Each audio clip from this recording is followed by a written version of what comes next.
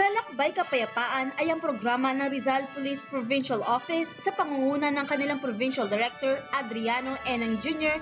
sa programa ng Philippine National Police sa Operasyon Lambat Sibat na kanilang ipinatutupad sa kanilang nasasakupan. Isa na rito ang mga illegal motorcycle na kanilang inimpound na may mga problema sa papeles at pinaghihinalaang ginamit sa illegal na aktibidad. Sa mga nasabing impounding area ng mga illegal motorcycles ay nagkaroon ng press conference si Police Director Adriano Enang Jr. tungkol sa nasabing impounded motorcycles. Itong mga motorsiklo na to ay ito po yung resultang operasyon natin laban sa nakawan o pagnanakaw ng motorsiklo. Lahat na na-impound na yan ay walang kaukulang dokumento. Kaya nga na-impound. Itatanong ko lang po sa inyo kung ilan ang bilang nitong mga motor na nahuli sa ngayon. Lahat po ay 93. Ito po yung kabuuan. Ito po ay lahat ng police station may ambag po dyan sa accomplishment natin. Kasali po dyan ng highway patrol sa operations natin. Ilan po yung mga inilagay niyong checkpoint dito sa nasasakupan ng Rizal? Kabuuan po lahat ng 14 na station ng Rizal Provincial Office, nagkakaroon po sila ng checkpoint operations. Pang nangyaring paghuhuli ng mga ganitong motorsiklo na walang papeles, ito ba no exemption kahit police, kahit media or any na walang mga nagsasabi ng gano'n ng mga pangalan, draft name? Nakatitiyak po kayo dahil yun po ang mahigpit na ginagawa namin. Pati po kapulisan ay kasali po. Hindi po obra na kami ay nagpapatupad ng batas na ang kapulisan natin ay hindi rin marunong sumunod.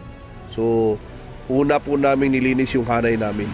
Gusto ko lang po malaman kung ano po ang mga papeles na kailangan para hindi ma-impound ang isang motor na katulad po nito. Ipapakita lang po nila yung ORCR kasi yun lang ang proof of ownership. Dapat yung ORCR nakapangalan din sa kanila. So, yun lang, papakita lang ORCR. So, halimbawa po, hindi sa kanila nakapangalan yung ORCR pero ginagamit po ng tao. Hindi pa rin natin ma-release yun kasi kailangan i-release natin doon sa rightful owner. Yung nakapangalan sa kanya talaga yung ORCR. Kahit po ipakita yung deduction. I-verify din natin. Kung talagang totoo, tatawag natin yung original na may-ari na na-verify natin kung talagang binenta niya yung motorsiklo niya. Sir, ito pong offline na Lambat Sibat ang tawag po nito ng offline garuga? Sa operation nito, kasali dito yung sita, checkpoint, at saka yung Uplan Bulabog. Sir, ito po hanggang puspusan po ba itong operation ninyo nito hanggang sa darating po na election ngayong ating nalalapit na election ngayong Mayo? Hindi lang siguro hanggang election, talagang tuloy-tuloy itong operation natin. Kasi ang Rizal po ang pinakamataas na nakawan ng motorsiklo sa buong Region 4A. At kailangan natin malutas natin itong problema ng nakawan ng motorsiklo.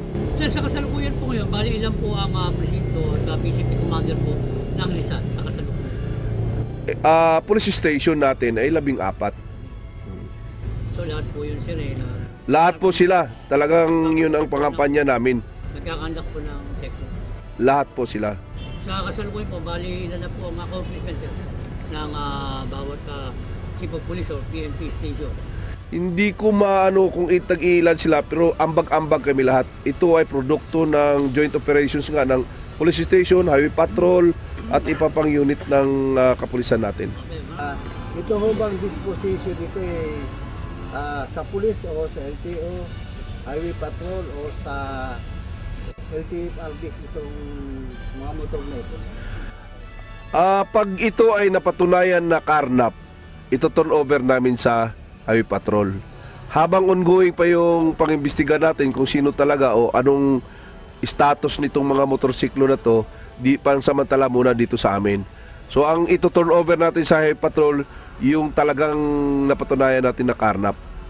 Sa mga mamamayan ng Rizal, huwag niyong mamasamain yung mahigpit natin na checkpoint, ay ito po yun para sa kaligtasan at kapayapaan ng bayan ng Rizal. Ito naman po ay ginagawa natin para yung mga taong masama ang balak ay mag-isip na hindi dapat gawin dito sa Rizal. Ang illegal motorcycles na kanilang nasabat ay hango sa operasyon Lambat Sibat na maigting na ipinatutupad ng kapulisan ng Rizal, na sa ganitong pamamaraan ay maiparating sa mamamayan na ang Rizal Police Provincial Office ay masugid na gumaganap sa kanilang tungkulin sa mga illegal na aktibidades at anumang sindikatong krimen.